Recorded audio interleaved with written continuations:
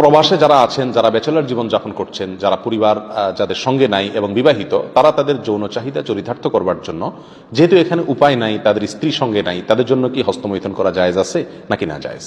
কোরআন কারীমে আল্লাহ সুবহানাহু ওয়া তাআলা বলেছেন, ওয়াল্লাযীনা হুম লিফুরুজিহিম হাফিজুন ইল্লা আলা আজওয়াজিহিম আও মা মালাকাত আইমানুহুম ফাইন্নাহুম গায়রু মালুমিন ওয়া ফামান ইবতাগা ওয়ারাআ যালিক ফাউলাইকা হুমুল আদুন। তিনটি আয়াত আল্লাহ তাআলা বলেছেন, কৃতদাসী এবং নিজের স্ত্রী, এই দুই শ্রেণী ছাড়া, এই দুটি ক্ষেত্র ছাড়া অন্য কোনো জায়গা যাদের লজ্জাস্থানকে তারা ব্যবহার করে না, সেই সমস্ত লোকেরা সফল মোমেন, তারা সার্থক মোমেন।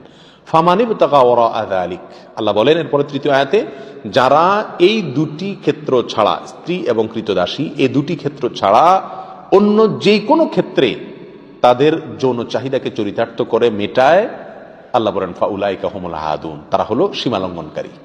তাহলে এই আয়াতের আলোকে পরিষ্কারভাবে একজন মুমিনের জন্য হস্তমৈথুন করার কোনো অধিকার, কোনো সুযোগ, কোনো অনুমতি ইসলামী শরীয়তে নাই। এটা হারাম এবং কবিরা গুনাহসমূহের মধ্যে থেকে একটি।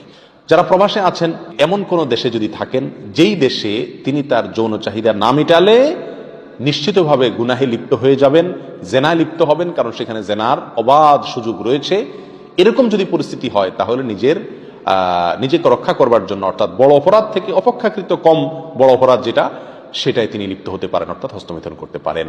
এটা কোন কোন উলামা ইকরামের মত। অবশ্য অন্য উলামা ইকরাম বলেছেন সর্বাবস্থায় হস্তমৈথুন করা কি হারাম।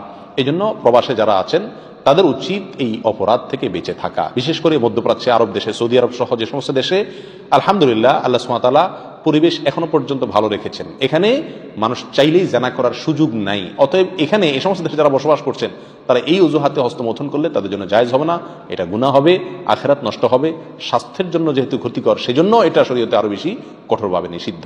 এর জন্য সবর করতে হবে।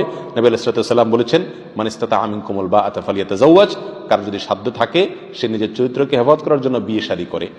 যদি বিয়ে শাদী করতে না পারে, এর মাধ্যমে সে নিজের চরিত্রকে হেফাজত করার মতো আর্থিক সঙ্গতি তার না থাকে, তাহলে নবী আলাইহিস সালাম বলেছেন ফালাইহি বিসসাওম, সেই জন্য রোজা রাখে।